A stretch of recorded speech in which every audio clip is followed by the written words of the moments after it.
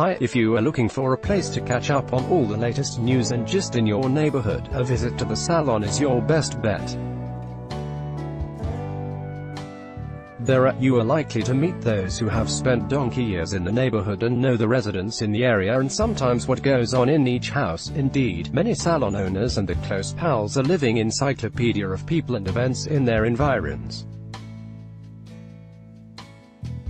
Yes, someone must come to the neighborhood salon for a reason, and while at it, they sure will drop some bombs. How the bombs are delivered depend on the relationship or disposition of the person giving this information.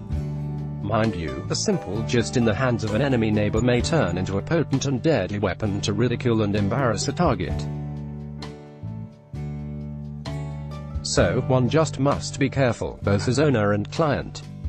I love my visits to the salons. I have quite a number of them for different purposes. You should too. Why? I long discovered that most of them have their area of specialty. Not all of them are good in all the services they claim that they provide.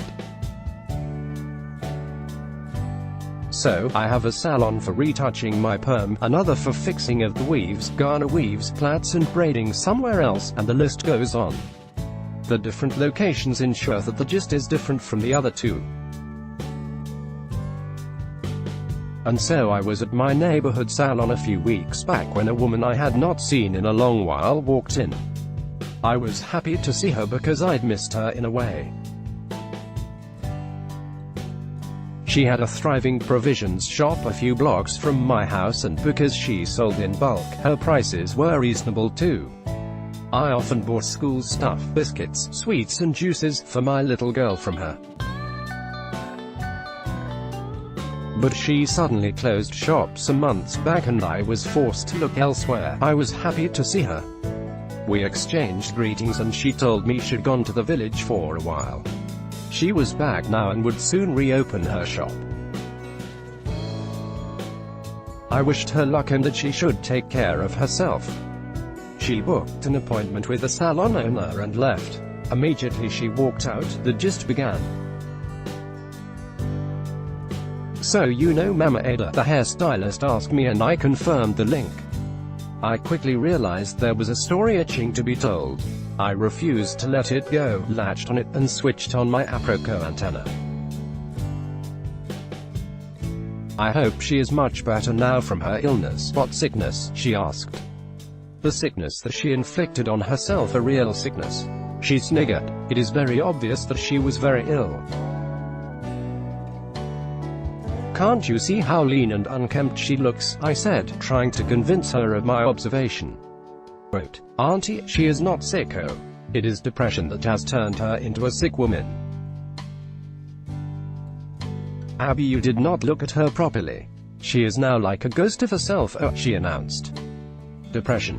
What can she be thinking about that is so serious as to lead to that? She had better be careful. We only have this one life to live, I said, and quickly added, "So what happened to her?" "Auntie Aolonpa. She is a spoiled brat," she blurted out. When someone is happy and has all she wants at her disposal, why would she not go and look for trouble?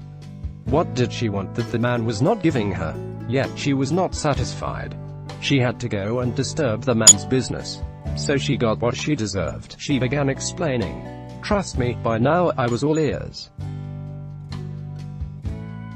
According to the story, Barbada is a businessman who decided to think out of the box.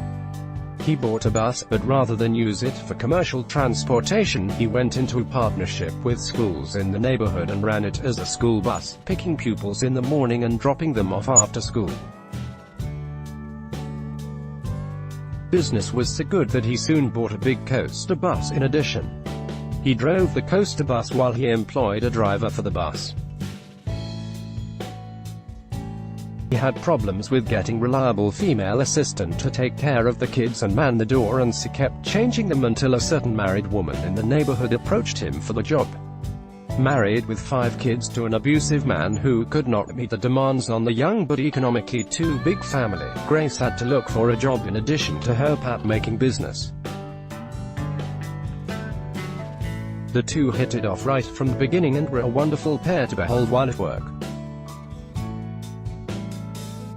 Grace and Barbara would be seen at the end of the drop-off runs, washing and sweeping out the bus together. The closeness rubbed off on the families and they all soon became friends. Women will always be women. Mama Ada and Grace also became near inseparable, perhaps due to the close-knit relationship between the woman and her husband. They began buying same fabrics and even attended parties together. Grace's 5 kids became regular visitors to the house and everyone was happy. Signs that all was well was visibly evident in Mama Ada's business as she soon changed her retail business to wholesale. Her new style of dressing and lifestyle changed. She filled out in all the necessary places for an African woman. No one was in doubt that Mama Ada and her husband had arrived. Then the devil struck. Rumors started going around that Barbara Ada and Madame Grace shared more than a cordial working relationship. For real, they were lovers and some nosy Parkers had spotted them a few times at places they ought not to have been. They decided to make it a business to inform Mama Ada that she was friends with her enemy. Or how else can you describe a friend sneaking around with your man without your knowledge? Such a person would not hesitate to murder one, given the opportunity, a Yoruba adage says.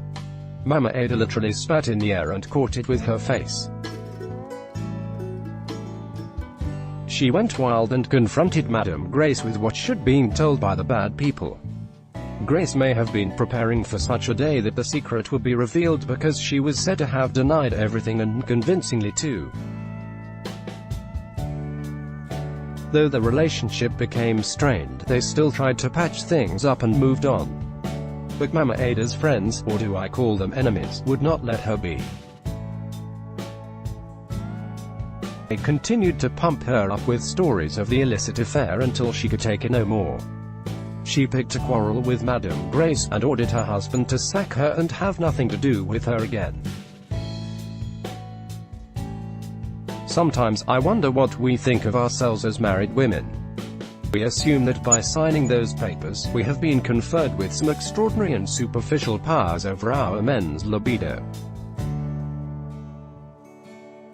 We turn ourselves into monitoring spirits, watching their every movement, ready to dislodge any female who dares cross the sometimes ridiculous boundaries we set around them. Many of us outdo things in the belief that we must do everything to keep our homes and that a man belongs to us and us alone. I am not supporting infidelity in any form, but a woman must be wise and choose her battles carefully. There are some battles that you don't jump into, especially if they are not at your doorsteps. But Mama Ada did not know this, and it is obvious she had no one to guide her. Her demand that Madame Grace, whose true beauty had now crept out of its hiding place where it was hidden due to hardship and abuse, be sacked, fell on deaf ears. Barbara Ada was reported to have informed his wife that she had no stake in his business, just as he had none in hers. She could not therefore dish orders to him on how to run his business. He was said to have reminded his wife about the stress and losses he'd incurred dealing with inefficient young ladies as assistants until God brought Madame Grace to him. Even Mama Ada's youngest sister, who had come to live with them from the village, had not been of any help too. He said his business had only gone from good to better since Grace joined him. Barbara Ada now owns 2 coaster buses and is Seed Small Bus. Besides, Grace was a married woman with 5 young children, and he was definitely not having a relationship with her. But his words were not enough to convince Mama Ada. The seeds of distrust, hate and vengeance had already been sowed into her soul. She must deal with the intruder competing with her for her man's attention. No one knows who advised Mama Ada, or how she came about such an idea. But she convinced herself that her next move will do the trick. So, off she went to Madame Grace's house to tell her husband to keep his wife busy at home so she would leave her husband alone. Grace's husband, a neighborhood acclaimed championship boxer, went into a rage, perhaps from the confirmation that he was not doing his job well as the man of the house, or that a mere woman could talk to him so shabbily, or from the embarrassment of having the neighbors hear all that Mama Ada had to say. No one could tell.